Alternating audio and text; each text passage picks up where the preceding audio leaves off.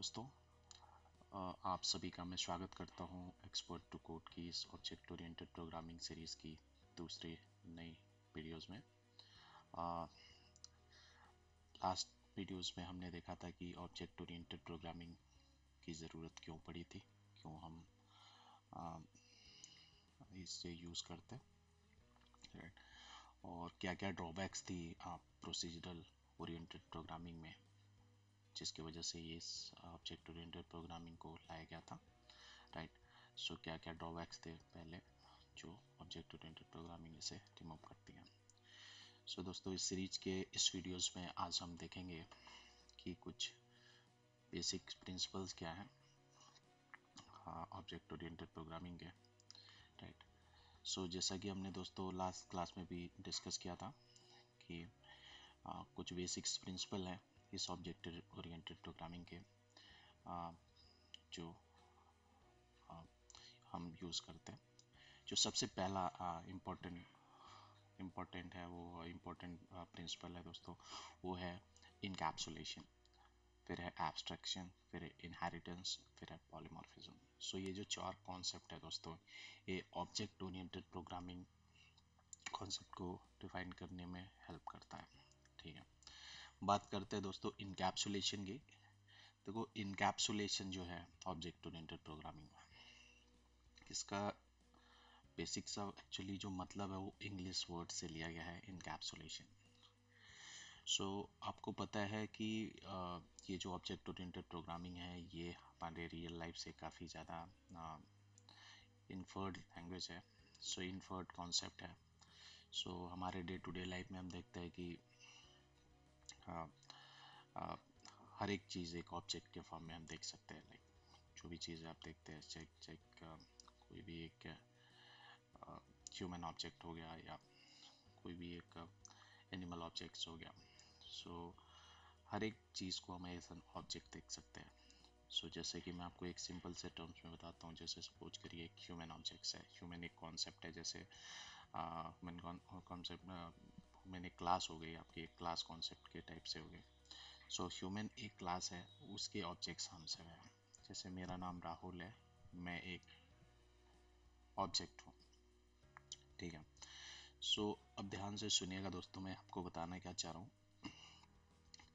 एक राहुल नाम की ह्यूमन नाम की क्लास है, ह्यूमन नाम की क्लास है, जिसके अंदर से एक राहुल नाम का ऑब्जेक्ट है, जिसके अंदर एक राहुल नाम का ऑब्जेक्ट है। नाउ दोस्तों, ऑब्जेक्ट के अंदर क्या होता है? बेसिकली ऑब्जेक्ट के अंदर दो चीज़ें होती है, और दोनों चीज़ें समझनी बहुत इंपॉर्टेंट है, ठीक है।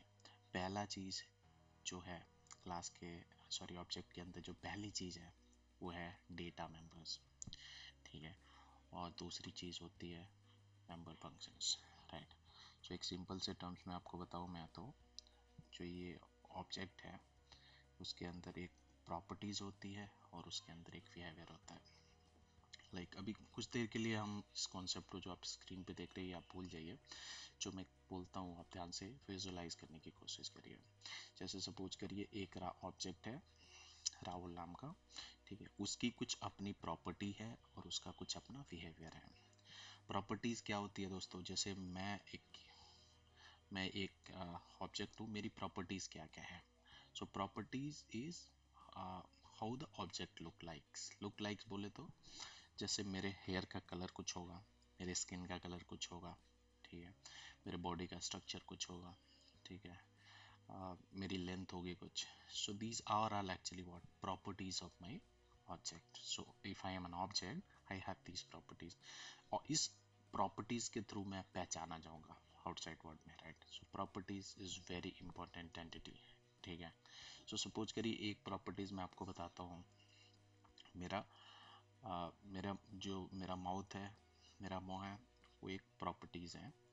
लेकिन जब मैं बोलता हूँ वो मेरा बिहेवियर है। मेरा पैर है, वो मेरी प्रॉपर्टीज है, बट मैं चलता हूँ उस पैर से तो वो मेरा बिहेवियर है। सपोज करो एक एक सपोज करो मेरा पेट है, ठीक है। पेट एक मेरी प्रॉपर्टी है, ठीक है। और और ऐसे ही बहुत सारी प्रॉपर्टीज होती है जिससे ऑब्जेक्ट पता चल जाए, ठीक है। सो हर एक प्रॉपर्टीज को कंट्रोल करने के लिए मैं रियल लाइफ में अभी आपको समझाना चाह रहा हूँ, आप रियल लाइफ में इमेजिन करिए। ऑब्जेक्ट की प्रॉपर्टीज को कंट्रोल करने के लिए ऑब्जेक्ट का अपना बिहेवियर होता है, ठीक है। अपना बिहेवियर बोले तो आ, उस ऑब्जेक्ट के अंदर ही वो बिहेवियर होता है। सपोज करिए किसी एक ऑब्जेक्ट का पेट पेट बाहर आया, वो पेट निकला हुआ है, belly fat with fat, he has an that properties, उसका बेली फैट बाहर हुआ है, ठीक है। लेकिन उसका एक बिहेवियर है चलना, ठीक है। वो जब चलता है, वॉक करता है, रन करता है, सुबह सुबह एक्सरसाइज करता है, मॉर्निंग में वॉक करता है, तो उसकी प्रॉपर्टी उससे कंट्रोल होती है, ठीक है। उसकी प्रॉपर्टी उससे कंट्रोल होती है, ठीक है। सो इससे क्या इन्फर्ड होता है दोस्तों, इससे ये इन्फर्ड होता है कि एक ऑब्जेक्ट के अंदर जो प्रॉपर्टी होती है, उस प्रॉपर्टी को कंट्रोल करने के लिए उसका अपना बिहेवियर होता है, जो उस ऑब्जेक्ट के अंदर ही बाइंड होता है। सब इसको मैं ऐसे बोलूँ, सपोज करिए कोई बंदा है, उसका एक बेली फैट है, वो चाहता है कि मैं थोड़ा सा हेल्दी दिखूं, मेरे को बेली फैट चाहिए, राइट। सो उसका जो बिहेवियर है, उसके बिहेवियर से कंट्रोल होता है। अगर वो सुबह सुबह चलेगा तो उसका बेली फैट वैसे ही रहेगा, राइट। बट अगर मान लो ये सिनारियो ऐसे आप इमेजिन करने की कोशिश करो, सपोज करो मैं चाहता हूँ कि मेरा बेली फैट रहे, ठीक है। और मैं सुबह सुबह, अगर मान लो मेरा रिमोट कंट्रोल, मेरी बेली फैट का रिमोट कंट्रोल किसी के और पास चला जाता है, मतलब मेरे ऑब्जेक्ट को चेंज करने का कंट्रोल किसी और के पास जाता है, कोई और बंदा है वो चलता है, तो मेरा बेली फैट कम होगा क्या? नहीं होगा। मेरे पैर को चलना पड़ेगा तब मेरा बेली फैट कम होगा, ठीक है। इसका मतलब क्या होता है कि मेरे ऑब्जेक्ट की जो प्रॉपर्टीज है वो मेरे बिहेवियर से कंट्रोल होती है, ठीक है। तो ये मैकेनिज्म, ये एग्जांपल मैं आपको जो इसलिए दे रहा हूँ क्योंकि ये जो इनकैप्सुलेशन का कॉन्सेप्ट है यहीं से इन्फर हुआ पड़ा है, ठीक है। रियल लाइफ से इन्फर, ऐसे बहुत सारे एग्जांपल्स आपको मिल जाएंगे, ठीक है। इसका मतलब जो मेरी प्रॉपर्टीज और मेरा बिहेवियर है, मेरे अंदर एक साथ बंधे हुए हैं, दोनों बंधे हुए हैं, क्योंकि आउटसाइड वर्ल्ड इससे कंट्रोल नहीं कर सकता। कोई चाह के भी मेरा पेट कम नहीं कर सकता, इवन तो उसका बिहेवियर काम करेगा, पैर का चलना उसका बिहेवियर हो सकता है, वो चलेगा तो उसका पेट कंट्रोल होगा, मेरा बेली फैट कम नहीं होगा। सो मेरा कम करने के लिए मेरे पैर को चलना पड़ेगा, मेरे बिहेवियर को काम करना पड़ेगा, ठीक है। इसका मतलब मेरी प्रॉपर्टीज और मेरा बिहेवियर बंधे हुए, ठीक है, इनकैप्सुलेटेड है। मैं दूसरे वर्ड्स में कहूँ तो इनकैप्सुलेटेड है, ठीक है। इनकैप्सुलेशन का मतलब क्या होगा? Binding of properties and behaviour, right, so that it can be protected from outside world। Outside word, this is a very important concept दोस्तों, ये समझने की कोशिश करिएगा। प्रॉपर्टीज और बिहेवियर को ऐसे बाइंड करो क्योंकि वो आउटसाइड से प्रोटेक्ट किया जा सके, ठीक है। जैसे मैंने आपको बताया, मेरा प्रॉपर्टीज बेली फैट, मेरा बिहेवियर चलना, ये मेरे अंदर बता हुआ है, मेरे बिहेवियर को ही करना पड़ेगा। सो इसको हमारे बॉडी ने, जो मेरी बॉडी है, इसको इसने इनकैप्सुलेट कर रखा है। अब वापस आ जाते हैं दोस्तों अपने प्रोग्रामिंग कॉन्सेप्ट पे। सेम कॉन्सेप्ट यहाँ पे भी प्रोग्रामिंग में भी हमने इनकैप्सुलेशन के अंदर देखेंगे। सो इनकैप्सुलेशन कहता है कि इट्स एक्चुअली मैकेनिज्म और method you can say that operate on the data, right. So ये इनकैप्सुलेट करता है आपके प्रॉपर्टीज और बिहेवियर को। सो यहाँ पे अगर आप देखें, क्लास है, क्लास के अंदर डेटा मेंबर है, मेंबर फंक्शंस है जिसको बिहेवियर बोलते हैं, इसको क्लास के अंदर इनकैप्सुलेट कर दिया। कैप्सुलेट मतलब जो बाहर दुनिया से बचाई जा सके, कि क्लास है, क्लास के अंदर दोनों को एक साथ बाइंड करके रखा। So this is called encapsulation, right. So जो हमारी बॉडी का जो एग्जाम्पल हमने बताया आपको, हमारी बॉडी में इनकैप्सुलेशन को अचीव करने के लिए हमारा स्किन जो होता है वो बाइंड करके रखता है, ठीक है। हमारी बॉडी सब कुछ आउटसाइड वर्ल्ड से प्रोटेक्ट करने के लिए स्किन बाइंड करके रखता है, इनकैप्सुलेट करके रखता है। तो इसमें प्रोग्रामिंग के कॉन्सेप्ट में इनकैप्सुलेशन को अचीव कौन करवाता है? क्लास। क्लास यहाँ पे वही काम करता है जो हमारे बॉडी का स्किन करता है, जो हमारे डेटा मेंबर और मेंबर फंक्शंस को बाइंड करके रखता है, ठीक है। सो this is called encapsulation. Encapsulation helps in protecting, right, the data members from outside world, right? Directly. So we'll expose the member functions, and using the member function we can regulate the data members. Okay, so this is called encapsulation, right? Encapsulation is this. So थोड़ा और detail में इसको देखेंगे encapsulation concept को, but मैं आपको एक overview दे रहा हूँ इनकैप्सुलेशन का कॉन्सेप्ट क्यों रियलाइज हो, क्योंकि हमें एक मैकेनिज्म ऐसा चाहिए था जिससे हम प्रॉपर्टीज और बिहेवियर को एक साथ ऐसे बात करके रखें जो कि आउटसाइड वर्ल्ड से प्रोटेक्ट किया जा सके. ठीक है, fair enough. Okay, now the other concept is abstraction. अब ये भी इंपॉर्टेंट कॉन्सेप्ट है दोस्तों, एब्स्ट्रैक्शन क्या होता है. सो एब्स्ट्रैक्शंस भी एक इंग्लिश का ही वर्ड है, ठीक है. एब्स्ट्रैक्शन एक्चुअली मीनिंग ये इन्फर करना चाहता है, एब्स्ट्रैक्शंस बोले तो you only show the information which is essential attribute, and you can hide unnecessary information from the end users जो उसके पर्सपेक्टिव से इंपॉर्टेंट नहीं है. जैसे मैं आपको एक एग्जांपल देके बताऊं तो, जैसे सपोज करिए कार है, ठीक है. अब एक कार के अंदर काफ़ी सारी चीज़ें मतलब एब्स्ट्रैक्ट होती हैं. सो जैसे मान लीजिए कार का गियर बॉक्स काम कैसे करता है, आपको जानने की ज़रूरत है? नहीं ज़रूरत है. आपको बस ये जानना है कि वो मतलब उसको यूज कैसे करना है, वो अंदर कैसे काम करता है, वो आपके कॉन्टेक्स्ट की चीज़ नहीं है, वो आपसे हाइड है. सो इन्फॉर्मेशन वही आपको शो होती है जो आपके लिए ज़रूरी है.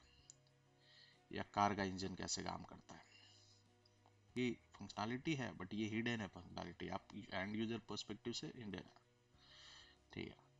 सो एब्स्ट्रैक्शंस की ये चीज़ आपको करके अचीव करके देता है, मतलब it only shows the essential information and it hides the unnecessary information. ठीक है, ये आपका हो गया एब्स्ट्रैक्शन. एब्स्ट्रैक्शंस पे हम एक काफ़ी डिटेल वीडियो करेंगे, सिंगल एब्स्ट्रैक्शंस कैसे अचीव करते हैं डिफरेंट प्रोग्रामिंग लैंग्वेज के अंदर, सी सी प्लस प्लस एंड जावा के अंदर. सो बट ये मैं अभी आपको बेसिकली एक ओवरव्यू देना चाहता हूँ डिफरेंट कॉन्सेप्ट का. सो दोस्तों हमने आप देखा क्या, इनकैप्सुलेशन देखा जो डेटा मेंबर और मेंबर फंक्शंस को बाइंड करके रखता है via class. So encapsulation is achieved by a class, right, in oops, right. Now फिर हमने देखा abstraction. Abstraction is like showing the important informations and hiding the irrelevant information from that user perspective, right. So actually इससे क्या हो जाती है, complexity कम हो जाती है एंड यूजर पर्सपेक्टिव से, राइट. वो कुछ ज़रूरत नहीं है करने की, राइट. नाउ दोस्तों तीसरा जो काफ़ी इम्पोर्टेंट और वाइडली यूज्ड है, इनहेरिटेंस, राइट. इनहेरिटेंस का कॉन्सेप्ट दोस्तों ये अपने प्रोसीड्यूरल प्रोग्रामिंग लैंग्वेज में जैसा मैंने बताया था वहाँ पे ये नहीं था. जब ये ऑब्जेक्ट ओरिएंटेड प्रोग्रामिंग जब इंट्रोड्यूस की गई, सो ये कॉन्सेप्ट लाया गया था इनहेरिटेंस. इसका सबसे बड़ा जो यूजेबिलिटी है दोस्तों, ये रीयूजेबिलिटी के लिए यूज होता है, रीयूजेबिलिटी, राइट. जिससे क्या होता है कि एक क्लास किसी दूसरे क्लास, आई मीन कोई एक चाइल्ड क्लास है जिसमें कुछ फीचर्स चाहिए जो किसी और क्लास में, तो उस पेरेंट क्लास को चाइल्ड क्लास इनहेरिट करके पेरेंट क्लास के फीचर्स ले सकते हैं. आप ऐसे समझ सकते हैं दोस्तों कि मान लीजिए कोई एक घर है, हाउस है, जो पेरेंट ने, फादर ने बनाई हुई है, और उस एक घर का एक प्रॉपर स्ट्रक्चर है. एक पर्टिकुलर कॉर्नर पे एक बेडरूम है, फिर एक वॉशरूम है, फिर एक पर्टिकुलर किचन है. सो this is all property. But उसकी जब ओनरशिप चाइल्ड को मिलती है तो चाइल्ड उसको इनहेरिट करता ही है, अपना घर तो बनाता ही है, कुछ उसको भी ले लेता है, इनहेरिट कर लेता है, उस क्लास के फीचर्स को भी यूज कर सकता है. सो क्या है कि उस जो फंक्शनैलिटी फादर के पास थी वो तो चाइल्ड के पास आती आती है. उसका घर तो होता हो सकता है टॉप पे एक और फ्लोर बनवा ले, ठीक है, और उस फ्लोर पे अपने हिसाब से फिर इम्प्लीमेंटेशन कर दे, बट वो फादर के भी जो घर है, जो स्ट्रक्चर है, उसको भी यूज कर सकता है. सो इनहेरिटेंस का कुछ ऐसा है दोस्तों कॉन्सेप्ट. सो इनहेरिटेंस मतलब रीयूजेबिलिटी में काफ़ी काफ़ी हेल्प होता है इनहेरिटेंस, राइट. सो एक टर्म सुना होगा आपने, फंक्शन ओवरराइडिंग, राइट. ओवरराइड करता है। तो जैसे मान लीजिए मैंने आपको जैसे एग्जांपल दिया, एक फादर ने अपना एक पर्टिकुलर स्केलेटन में घर बनवाया हुआ है, एक कॉर्नर पे बेडरूम है, वॉशरूम है, बेडरूम है, फिर एक हॉल है।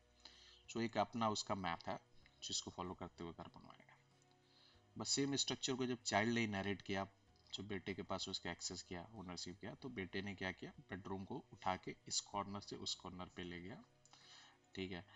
वॉशरूम को, किचन को उठा के कहीं और से कहीं और ले आया, थोड़ा सा अलग बनाया। सो एक्चुअली क्या कर रहा है, बाप से मिला हुआ जो होम होम होम फंक्शन आप बोल सकते हैं, जो होम का कॉन्सेप्ट है, उसको चाइल्ड अपने हिसाब से क्या कर रहा है, उसकी फंक्शनैलिटी को ओवरराइड कर रहा है। Overriding means I mean implementing new thing on the top of that thing, right. Top तो ही है, मतलब उसको ओवरराइड करके अभी भी होम हाउस का एड्रेस क्या है, वही हाउस का एड्रेस रहेगा जो भी है, बट अंदर के फंक्शनैलिटी चाइल्ड ने अपने हिसाब से ओवरराइड कर दी। तो एक कॉन्सेप्ट आप सुनेंगे, फंक्शन ओवरराइडिंग, राइट, जो इनहेरिटेंस में भी हेल्प होता है, इनहेरिटेंस के लिए अंदर यूज होता है। सो हमेशा ओवरराइडिंग के लिए दोस्तों इनहेरिटेंस की ज़रूरत पड़ेगी। जैसे दो क्लास की ज़रूरत पड़ेगी। एक क्लास में कोई एक क्लास में कोई फंक्शन है, सपोज करिए एक क्लास में कोई स्पेसिफिक फंक्शन है, शो नाम का फंक्शन है, जो पेरेंट क्लास, उस पेरेंट क्लास को किसी चाइल्ड क्लास ने इनहेरिट किया, चाइल्ड क्लास के पास उसका एक्सेस चला गया, शो फंक्शन के ओनरशिप चली गई, बट चाइल्ड क्लास ने कहा कि अच्छा, जो पेरेंट क्लास का शो फंक्शन था उसके अंदर कुछ लिखते थे, वेलकम, कंसोल कराते थे, हे वेलकम टू दिस, एक सिंगल लाइन मैसेज कर, उसने कहा मैं 2 लाइन का मैसेज प्रिंट कराऊंगा इसके अंदर, उसने ओवरराइड करके चेंज कर दिया। बट यहाँ पे ध्यान रखिएगा, फंक्शन ओवरराइडिंग जब होगी ना, हमेशा आपको 2 क्लासेस चाहिए ही चाहिए, एक पेरेंट क्लास और एक चाइल्ड क्लास, क्योंकि पेरेंट क्लास से ही कुछ फंक्शनैलिटी ला के आप चाइल्ड क्लास में ओवरराइड कराएंगे, ठीक है, function overriding, right. So this the term, right. चलिए इसको और डिटेल में जब पढ़ेंगे तो आगे देखेंगे अगले सीरीज में, तब तक एक बेसिक सा ओवरव्यू ले लेते हैं। जो अपना लास्ट कॉन्सेप्ट है दोस्तों, उसको हम बोलते हैं पॉलीमॉर्फिज्म। सो पॉलीमॉर्फिज्म कुछ आप ऐसे समझ सकते हैं दोस्तों, ये भी एक polymorphism, poly means many, morphism is forms, right. नहीं दोस्तों ये ऐसे समझिए, इसका एक सिंपल टर्म में आपको डेफिनेशन बताऊं, when an object, I mean when an object shows different behavior in different environment, इसको मैं वापस से रिपीट कर रहा हूँ, ध्यान से सुनिएगा। when an object shows different behavior in different environment, दो जगह different यूज कर रहा हूँ दोस्तों, एक behavior के लिए और एक environment के लिए। ध्यान से सुनिएगा, एक बार और रिपीट करता हूँ, when an object shows different behavior in different environment, that's called polymorphism। शायद थोड़ा टेक्निकल हो गया हो, इसको एक अच्छे से एग्जाम्पल से समझते हैं। सपोज करिए एक श्याम नाम का लड़का है, ठीक है, जो अभी कॉलेज में पढ़ता है, ध्यान से सुनिएगा, ठीक है, वो हॉस्टल में रहता है, कॉलेज में पढ़ता है, ठीक है। अभी श्याम एक ऑब्जेक्ट है, ठीक है, श्याम एक ऑब्जेक्ट है, श्याम क्लास में जाता है, ठीक है। श्याम के जो क्लास में बात करने का तरीका है, बोलने का तरीका है, बिहेव करने का तरीका है, वो एक एक तरीका हो गया। वही श्याम उठ के अपने फ्रेंड्स के बीच में आता है, फ्रेंड्स के बीच में उसका बात करने का तरीका, उसका उठने का तरीका, उसके बैठने का तरीका, सब कुछ। उसके बाद वही श्याम उठ के अपने फैमिली इन्वायरमेंट में कभी जाता है, वहाँ पे श्याम का बोलने का तरीका, उठने का तरीका, बैठने का तरीका, ये तरीके देख लीजिए, ठीक है। वही श्याम कहीं एग्ज़ाम दे रहा है, एग्ज़ाम इन्वायरमेंट में बैठ के एग्ज़ाम दे रहा है, वहाँ पे श्याम का तरीका बैठने का। ना दोस्तों अगर ध्यान से आप देखें, हमने अलग अलग इन्वायरमेंट श्याम को बिठाया है, काम लिया, श्याम एक ही है, लेकिन श्याम कभी एग्जामिनेशन हॉल इन्वायरमेंट में होता है, कभी वो क्लासरूम इन्वायरमेंट में होता है, फैमिली इन्वायरमेंट में होता है, कभी वो फ्रेंड्स के इन्वायरमेंट में होता है। अब एक ऑब्जेक्ट डिफरेंट इन्वायरमेंट में जा रहा है और डिफरेंट डिफरेंट बिहेवियर शो कर रहा है, ठीक है, this is called polymorphism. When an object shows different behavior in different environment, that is called polymorphism। और ये दोस्तों ये कॉन्सेप्ट बिल्कुल रियल लाइफ से लिया गया, और इसको प्रोग्रामिंग में आपने सुना होगा एक टर्म फंक्शन ओवरलोडिंग। ठीक है, फंक्शन ओवरलोडिंग। ठीक है, ये एक्चुअली पॉलीमॉर्फिज्म को अचीव करने में हेल्प करता है, पॉलीमॉर्फिज्म के प्रिंसिपल को। सो अगर आप देखें श्याम वाले केस पे वापस जाए, अगर आप देखें कि श्याम डिफरेंट इन्वायरमेंट में जाके डिफरेंट डिफरेंट बिहेवियर शो कर रहा था। ठीक है, तो श्याम की फंक्शनैलिटी, बिहेवियरल फंक्शनैलिटी क्या हो रही है, हर इन्वायरमेंट में अलग अलग हो रही है, बेस्ड ऑन द इन्वायरमेंट वो चेंज हो रही है, लेकिन नाम क्या है, श्याम। तो श्याम की फंक्शनैलिटी यहाँ ओवरलोड हो गई। ओवरलोड मतलब एक से ज़्यादा चीज़ें एक साथ अलग अलग इन्वायरमेंट में कर रहा है। सो this is called Shyam overloading. So same way आप फंक्शंस के अंदर आ जाए, क्योंकि एक फंक्शन बनाया, सपोज करो सम नाम का फंक्शन बनाया आपने एक क्लास। ठीक है, एक क्लास में सम नाम का फंक्शन बनाया, उसमें 2 नंबर का एडिशन दिया। सपोज करो function sum int x int y, और उसके अंदर int x plus y is equal to z, जो भी है रिटर्न जेड। यहाँ पे आपको ये वाला जो फंक्शन है 2 नंबर को रिटर्न करके दे देगा, इसका नाम क्या है, सम। फिर एक सम नाम का फंक्शन बनाया, उसको लिखा int x int y int z, और इसमें int x plus y plus z 3 number है, ऐसे ही 4 नंबर का बनाया सम। सो देखो क्या है, फंक्शन का नाम सेम है, लेकिन फंक्शन को हमने अलग अलग इन्वायरमेंट के हिसाब से अलग अलग ओवरलोड कर दिया।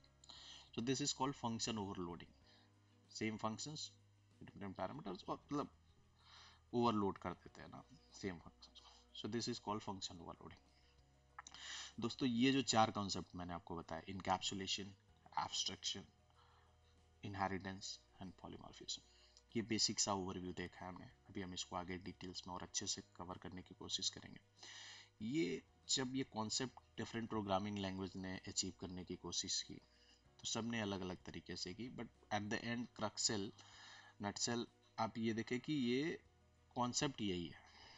ठीक है, सी प्लस प्लस में भी आपको ये कॉन्सेप्ट मिलेगा, जावा में भी यही पॉलीमॉर्फिज्म का कॉन्सेप्ट मिलेगा, सी शार्प में भी यही मिलेगा, और भी लैंग्वेजेस में यही मिलेगा। बट सबका सिंटैक्स डिफरेंस हो सकता है, क्योंकि पहली लैंग्वेज जैसा मैंने आपको कल बताया था, पहली लैंग्वेज जो आई थी सी प्लस प्लस, जिसने इस ऑब्जेक्ट ओरिएंटेड प्रोग्रामिंग को इम्प्लीमेंट किया था, उसने किया था कुछ चीज़ें जैसे इनहेरिटेंस के केस में आज। ठीक है, अब मल्टी लेवल इनहेरिटेंस सपोर्ट होता है कि नहीं सी प्लस प्लस में। ठीक है, multiple inheritance C plus plus support होता है। ये जो क्वेश्चन हम देखेंगे, इंटरेस्टिंग क्वेश्चन है, जो कि डिस्टिंग्विश करती है different, even though between the different object oriented languages as well. So ये चीज़ें हैं दोस्तों, ये 4 कॉन्सेप्ट बड़े इंपॉर्टेंट कॉन्सेप्ट है। इसको अभी हमने ओवरव्यू देखा है, इसको और डिटेल्स में देखेंगे, वन बाय वन पिक करेंगे, देखेंगे, और देखेंगे कि हम और इसे कैसे सही कर सकते हैं, कहीं सही से सीख सकते हैं। ठीक है, सो ये दोस्तों आपका कॉन्सेप्ट हो गया different principles for different basic principles of object oriented programming approach के। ठीक है, नाउ दोस्तों एक टर्म मैंने बार बार यूज करी, क्लास ऑब्जेक्ट। ठीक है, और मेथड्स एंड एट्रीब्यूट्स, जो प्रॉपर्टीज और बिहेवियर है। सो एक बार थोड़ा देख लेते हैं। देखो क्लास एंड ऑब्जेक्ट, इसको चूंकि मैंने एक अलग से सेशन प्लान कर रखा है इसका, क्लास एंड ऑब्जेक्ट, बिकॉज ये इटसेल्फ थोड़ा सा एक बड़ा कॉन्सेप्ट है, और इसको अच्छे से समझने की कोशिश करेंगे। फिर भी मैं एक ब्रीफ ओवरव्यू दे देता हूँ। ठीक है, तो देखो क्लास जो है ना वो दोस्तों, क्लास जैसे मैंने आपको बताया था कि अगर आपको ध्यान हो, मैंने कल आपको बताया था कि जो सी प्रोग्रामिंग लैंग्वेज यूज होती थी, वहाँ पे एक स्ट्रक्ट कीवर्ड यूज करके स्ट्रक्चर यूज करते थे, जिसमें रिलेटेड टाइप का एक पर्सन से इंफॉर्मेशन डिफरेंट डेटा टाइप्स रखते थे। सो जिसको डेटा मेंबर्स कहते थे, और उसमें क्या करते थे हम, डिफरेंट डिफरेंट उसका स्ट्रक्चर वेरिएबल बनाते थे, और डॉट ऑपरेटर लगा के डायरेक्टली मेंबर्स को एक्सेस कर लेते थे। ठीक है, और फिर मैंने आपको बताया कि देखो ये जो कॉन्सेप्ट है क्लास का, कहीं ना कहीं वहीं से उसका आइडिया लिया गया था, उससे रिलेटेड ही आइडिया आई थी ये चीज़ें, क्योंकि वहाँ पे मेंबर फंक्शन डायरेक्टली वेरिएबल जो उसका इंस्टेंस बनाते थे, डायरेक्टली उसको एक्सेस कर सकते थे, वेरिएबल डॉट करके उस वेरिएबल का नाम डाल। ठीक है, लेकिन इनकैप्सुलेशन का जो कॉन्सेप्ट लाया गया दोस्तों, सो इनकैप्सुलेशन का कॉन्सेप्ट जैसे मैंने आपको शुरू में बताया, वो क्या करता है, जो एक ऑब्जेक्ट के अंदर प्रॉपर्टीज और उसका बिहेवियर होता है, दोनों को बाइंड करके रखता है, दोनों जोड़ के रखता है, इनकैप्सूल करके रखता है, कैप्सूल के अंदर, जैसे कैप्सूल के अंदर आउटसाइड वर्ड से केमिकल्स रिएक्ट ना करें उसके लिए कैप्सूल बना देता है ना, वैसे कैप्सूल करके रखता है, ठीक है, आउटसाइड वर्ड से प्रोडक्ट। सो ये जो कॉन्सेप्ट है इनकैप्सुलेशन का, इस कॉन्सेप्ट को अचीव करने के लिए जो मैकेनिज्म यूज किया गया उसको नाम दिया गया class. Class is nothing but like it's a is helps in achieving the encapsulation. Encapsulation का जो कॉन्सेप्ट है प्रोग्रामिंग में, इस क्लास के मेथड से ही लेके आते हैं, सॉरी क्लास के थ्रू ही लेके आ सकते। सो क्लासेस को आप कह सकते हैं इस blueprint for object, right. So suppose करिए एक ह्यूमन क्लास है, ह्यूमन क्लास है, ह्यूमन क्लास के अंदर क्या क्या हो सकती है।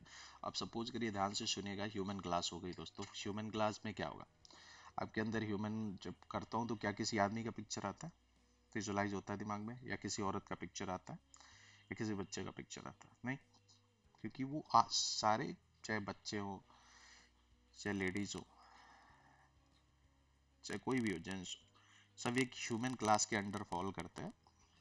सो जो ह्यूमन क्लास की प्रॉपर्टी होती है कि एक ह्यूमन होगा तो उसके दो पैर होंगे, दो हाथ होंगे, या एक वेल स्ट्रक्चर्ड शरीर होगा। सो ह्यूमन क्लास के अंदर जो जो चीजें हैं, उन चीजों को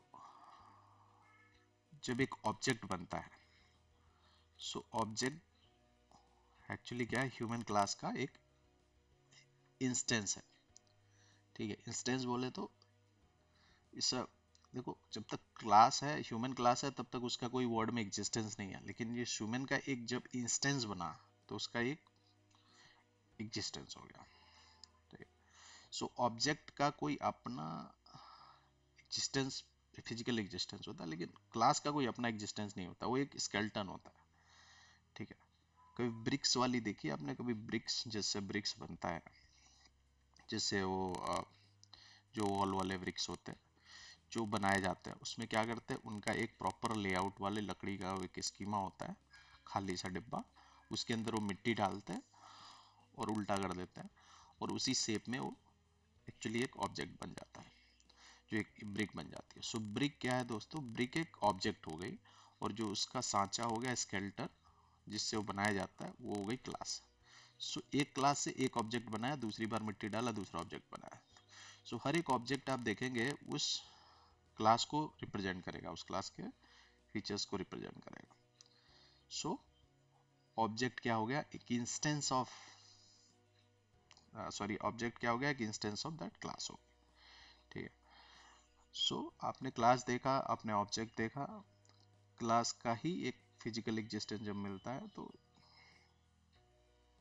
ऑब्जेक्ट हो गया, ठीक है। अब ऑब्जेक्ट बन गया तो मैंने आपको बताया था ऑब्जेक्ट के अंदर दो चीज होती है, एक उसका डेटा मेंबर, एक प्रॉपर्टीज, ठीक है। एक अंदर प्रॉपर्टीज और उसकी बिहेवियर। सो प्रॉपर्टीज आपका हो गया, जैसे मान लो एक क्लास हो गया int x, int y, data member. अब एक फंक्शंस बनाया सम नाम का, इंट एक्स इंट वाई लिया, जो भी करा, X plus Y equal to Z. So ये क्या हो गया, इसका एक मेंबर फंक्शन। तो ये क्लास होती है, इसको डिटेल में देखेंगे नेक्स्ट वीडियो जब हम कवर करेंगे तो उसको डिटेल्स में देखेंगे। बट इन नटसेल दोस्तों ये कॉन्सेप्ट है। एक बार क्विकली रिमाइंड कर देता हूँ हमने क्या डिस्कस किया आज। आज हमने देखा कि basic principle of object oriented programming approach क्या है, encapsulation, abstraction, polymorphism and inheritance. ये चार चीज़ें हैं दोस्तों। इन चार चीज़ों को हमने एक ब्रीफ ओवरव्यू में देखा। उसके बाद हमने देखा कि जो बेसिक बिल्डिंग ब्लॉक्स हैं, जो क्लास हो गया, ऑब्जेक्ट्स हो गया, ऑब्जेक्ट्स के अंदर जो प्रॉपर्टीज और बिहेवियर है, जिसको आप मेथड्स और एट्रीब्यूट्स कह सकते हैं, ये चीज़ देखिए। अब अगले लेक्चर्स में दोस्तों हम एक एक क्लास, ऑब्जेक्ट, मेथड्स, डिफरेंट उसके एक्सेस मॉडिफायर्स, सो ये सारी चीज़ें हम स्लोली एक एक चीज़ करके एक्सप्लोर करते जाएंगे। सो दोस्तों आज के लिए इतना ही। और आज अगर आपको ये वीडियो अच्छी लगे तो प्लीज़ इसे लाइक करिएगा, सब्सक्राइब करिएगा और अपने दोस्तों में शेयर करिएगा। सो मिलते हैं दोस्तों एक नए वीडियो के साथ आपके लिए, तब तक के लिए